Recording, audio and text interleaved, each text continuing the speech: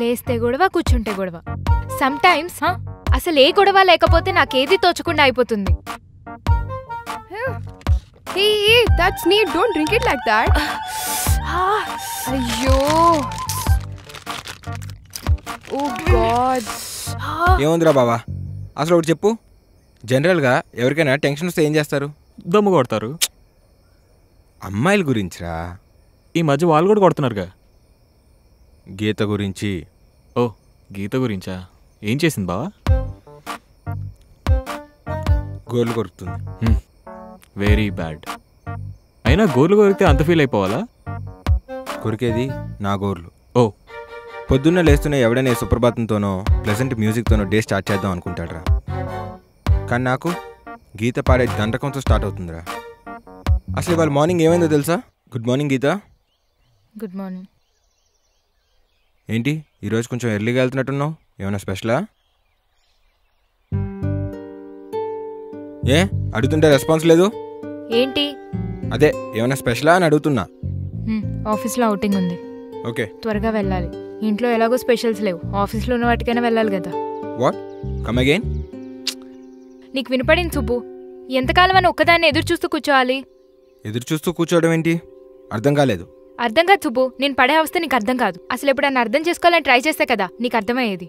Be straight గీత, అసలు ఏం చెప్పాలనుకుంటున్నావు? నీకు తెలీదా సుబ్బు? ప్రతిరోజు నువ్వు ఏ టైంకి వస్తావో తెలియక నీకోసం ఎదురు చూస్తూ కూర్చుంటున్నాను.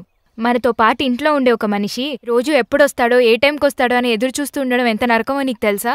ఇంత జరుగుతున్నా నీకేం పడినట్టు ఇష్టం వచ్చినప్పుడు వస్తావు, ఇష్టం వచ్చినప్పుడు పోతావు. అర్థం లేకుండా మాట్లాడు గీత. ఆఫీస్లో డెడ్ లైన్స్ ఉంటే నేనేం చేయను? డెడ్ లైన్స్ నీకు ఒక్కడికే కాదు బాబు, ప్రపంచంలో నువ్వు ఒక్కడవే జాబ్ చేయట్లేదు, మేము కూడా చేస్తున్నాం. మరి తెలుసు కూడా ఎందుకు అట్లా మాట్లాడుతున్నావు? ఎలా మాట్లాడుతున్నాను? అరే చిరాకు తెప్పించుకో పొద్దు పొద్దునే. That's all Subbu. నా బాధను అర్థం చేసుకున్నప్పుడు నీతో ఉండడం బెస్ట్. నేను నీతో ఉండలేను. ఉండలేకపోతే ఎలా? ఎన్నిసార్లు బెదిరిస్తావు? దేనికైనా ఓ లిమిట్ ఉంటుంది. అరే ఆఫీస్లో అంత కష్టపడి పనిచేస్తుంటే టైం స్పెండ్ చేయలేదని సెల్ఫిష్గా ఆలోచిస్తే ఎలా? ఎవడు ఆపట్లేదు ఇక్కడ. వెళ్ళాలనుకుంటే వెళ్ళు. నేను నీకు సెల్ఫిష్గా కనిపిస్తున్నానా?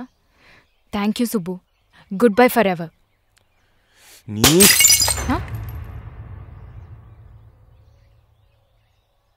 ఏంటి?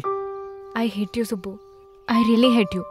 నువ్వు ఇది వరకులా లేవు, మారిపోయావు. You don't love me anymore. I can see that. ఎవరు మారారో చూసుకో, మాకు వచ్చి చెప్పడం. గుడ్ బై అండి, గుడ్ బై. ఏంట్రా వస్తున్నా అని చెప్పా కదా, ఏమంత కొంపలు కూలిపోతున్నాయని. పెట్టావు 10 నిమిషాల్లో వస్తున్నా. ఏంటి ఐఐటి అనేసావా? మరి అనరా, నిద్ర సరిగ్గా పోక అసలే చిరాగ్గా ఉంటే టైం స్పెండ్ చేయలేదు, సినిమాకి తీసుకెళ్లేదని కాల్ చేస్తుంటే ఎలా తట్టుకునేది? అందుకే చెప్పేశా ఐ హేట్ యూ అని. నేను ఐ హేట్ యూ అంటే వాడు కూడా ఐ హేట్ యూ అనేస్తాడా? అంటే నేనంటే ప్రేమ లేనట్టేగా. ప్రేమ ఉంటే ఐ హేట్ యూ అని ఎందుకు అంటుందిరా? పోయింది గుడ్ బై అంటూ.